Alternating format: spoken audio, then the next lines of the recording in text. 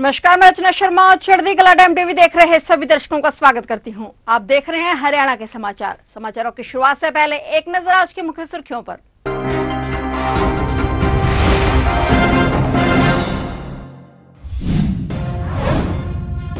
मुख्यमंत्री मनोहर लाल पहुंचे माता मनसा देवी मंदिर। नवरात्रि के पहले दिन माता मनसा देवी मंदिर में की पूजा अर्चना। महाराजा अग्रसेन के नाम पर रखा हिसार एयरपोर्ट का नाम, सीएम मनोहर लाल ने किया बड़ा ऐलान।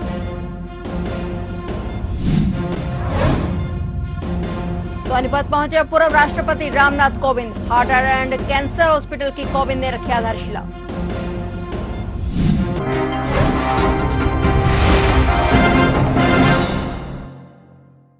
और अब समाचार विस्तार से। आज शारदीय नवरात्रि के पहले दिन सीएम मनोहर लाल माता मनसा देवी मंदिर पहुंचे। इस दौरान सीएम ने मां की पूजा अर्चना की।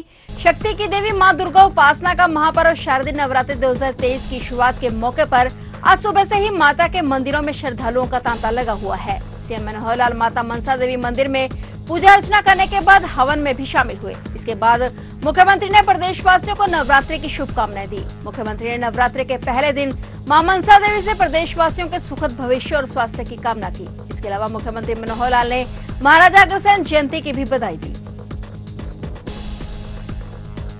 मुख्यमंत्री मनोहर लाल ने आज प्रेस कॉन्फ्रेंस कर प्रदेशवासियों को नवरात्रि की शुभकामनाएं दी। सीएम ने महाराजा अग्रसेन जयंती की बधाई देते हुए कहा कि भारतीय पुरातात्विक सर्वेक्षण और पुरातत्व विभाग हरियाणा मिलकर संयुक्त रूप से अग्रोहा में पुरातात्विक स्थल की खुदाई करेंगे। उन्होंने कहा कि हरियाणा सरकार उस स्थल को राखीगढ़ी की तर्ज पर विकसित करेगी। उन्होंने कहा कि अग्रोहा के प्राचीन स्थल को महाराजा अग्रसेन की राजधानी माना जाता है। ऐसे में अग्रोहा को न केवल आस्था बल्कि पर्यटन की दृष्टि से भी विकसित किया जाएगा। सीएम ने कहा कि केंद्र सरकार की तरफ से हरियाणा सरकार को खुदाई के लिए अनुमति मिल गई है। वहीं सीएम ने ऐलान किया कि हिसार एयरपोर्ट का नाम महाराजा अग्रसेन के नाम पर किया गया है। सोनीपत जिले के टीडीआई कुंडली में आज पूर्व राष्ट्रपति रामनाथ कोविंद पहुंचे, जहां टीडीआई कुंडली में बनने वाले संपन्न हार्ट एंड कैंसर हॉस्पिटल की आधारशिला रखी गई। पूर्व राष्ट्रपति रामनाथ कोविंद के कार्यक्रम को देखते हुए सोनीपत पुलिस प्रशासन द्वारा भी सुरक्षा के पुख्ता इंतजाम किए गए थे। इस मौके पर पूर्व राष्ट्रपति रामनाथ कोविंद ने देशवासियों को नवरात्रों के पर्व की हार्दिक शुभकामनाएं दी और कहा कि आज यह पावन अवसर है कि आज समर्पण संस्था के हार्ट एंड कैंसर हॉस्पिटल के आधारशिला रखी जा रही है। निरोग होना सौभाग्य की बात है और स्वास्थ्य से ही सारे काम अच्छे होते हैं। कामना करता हूं कि आज पूरे भारत में, विश्व में सभी स्वस्थ रहें और अच्छे रहें। मुख्यमंत्री मनोहर लाल बरवाला पहुंचे, जहां उन्होंने एक जनसंवाद कार्यक्रम में शिरकत की। जनसंवाद कार्यक्रम के तहत सीएम ने आम जनता की शिकायतें सुनी।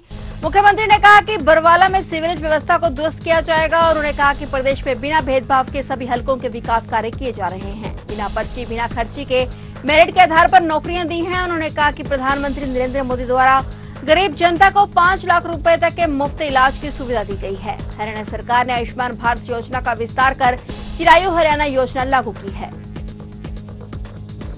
2 हफ्ते पहले मुख्यमंत्री मनोहर लाल एक जनसभा के दौरान हरियाणा में व्यावसायिक हुक्का बार पर प्रतिबंध लगाने का ऐलान किया था। इस निर्देश के बाद गृह विभाग ने हुक्का बार पर लगे प्रतिबंध के संबंध में दिशा निर्देश जारी किए हैं। उन्होंने कहा कि रेस्टोरेंट और क्लब में हर्बल की आड़ में पिलाए जाने वाले फ्लेवर्ड हुक्का पर भी प्रतिबंध रहेगा। हरियाणा के गृह विभाग ने फ्लेवर्ड हुक्के को नुकसानदायक बताते हुए सभी पुलिस कमिश्नर और उपायुक्तों को तत्काल कार्रवाई का आदेश दिया है। गृह विभाग ने यह भी निर्देश दिया है कि पारंपरिक और व्यक्तिगत पीने वाले हुक्के पर किसी तरह का कोई प्रतिबंध नहीं है। हरियाणा के विभिन्न जिलों में तंबाकू और फ्लेवर्ड हुक्का परोसने का काम चल रहा है। कई जगह तंबाकू के साथ प्रतिबंधित नशीले पदार्थ भी मिलाए जाते हैं। वहीं यह भी देखने में आया कि स्वाद बढ़ाने के लिए इसमें कई तरह की जड़ी बूटियां भी मिलाई जाती हैं। युवाओं को बहला फुसलाकर इसका चस्का लगाया जाता है, जो बाद में आदत बन जाती है। उन्होंने कहा कि किसी भी होटल, रेस्तरां और क्लब में तंबाकू और फ्लेवर्ड हुक्का परोसा जाता है तो उसके खिलाफ सख्त कार्रवाई की जाएगी।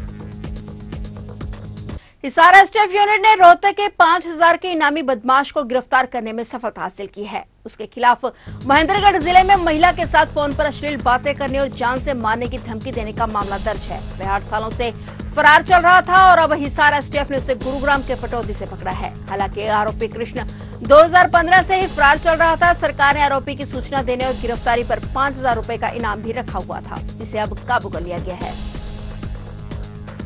हरियाणा के रोहतक में नगर पालिका कर्मचारी संख्या वाहन पर आज रविवार को रोहतक के पुराने आईटीआई मैदान में प्रदेश भर के सफाई कर्मचारी जुटे। सरकार से प्रदेश से कच्चे कर्मचारियों को सरकारी करने की मांग की गई और साथ ही मांग पूरी न करने पर चरणबद्ध तरीके से आंदोलन की चेतावनी दी गई। प्रदेश के यमुनानगर से लेकर सिरसा, फरीदाबाद तक से कर्मचारी रोहतक पहुंचे। मंच पर पहुंचे नगर पालिका कर्मचारी संघ के प्रधान नरेश शास्त्री ने कहा कि सफाई कर्मियों का शोषण किया जा रहा है। ठेका प्रथा समाप्त करने के नाम पर हरियाणा कौशल रोजगार निगम प्राइवेट लिमिटेड कंपनी में शामिल कर पक्का होने और समान काम समान वेतन का अधिकार छीन लिया गया है और न्यायालय से न्याय मांगने का रास्ता भी बंद कर दिया गया है। उन्होंने कहा कि समझौतों में मानी गई मांगों को लागू कर जारी किए गए पत्रों को लागू करवाया जाए और नगर पालिका कर्मचारी संघ हरियाणा के 24 सूत्रीय मांग पत्र का समाधान किया जाए।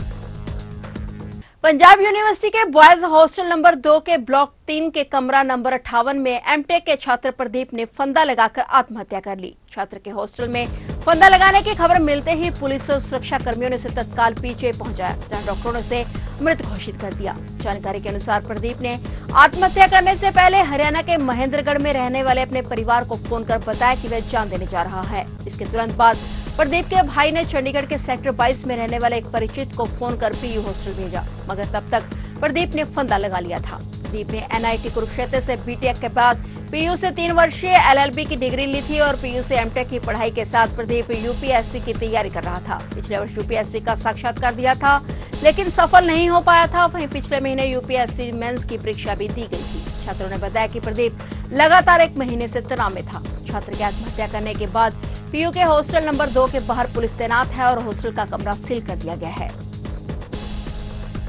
हरियाणा के कई शहरों में आज सुबह से ही मौसम बदल गया है। मौसम विभाग ने 4 शहरों में बारिश को लेकर अलर्ट जारी किया है। अंबाला, कालका, नारायणगढ़, पंचकुला में हल्की से मध्यम बारिश होने के अलर्ट जारी किए गए हैं। मौसम विभाग ने 15 अक्टूबर की रात से पश्चिमी विक्षोभ के आंशिक प्रभाव रहने से हवाओं में बदलाव होने की संभावना जताई है। मौसम में इस बदलाव से 16-17 अक्टूबर को राज्य के कुछ जिलों में आंशिक रूप से बादल छाए रहेंगे। मौसम विशेषज्ञों के अनुसार बारिश होने से शहरों में प्रदूषण कम होगा, साथ ही AQI में गिरावट देखने को मिलेगी। चंडीगढ़ मौसम विभाग की ओर से 15 और 16 अक्टूबर को मौसम विभाग की ओर से सूबे के सभी जिलों के येलो अलर्ट जारी किए गए हैं।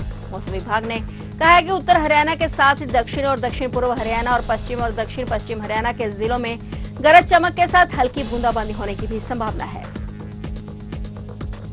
फिलहाल हरियाणा के समाचारों में इतना ही, और नए समाचारों के साथ फिर से हाजिर होंगे। तब तक के लिए देखते रहिए चढ़ती कला टाइम टीवी और अब मुझे दीजिए इजाजत। धन्यवाद।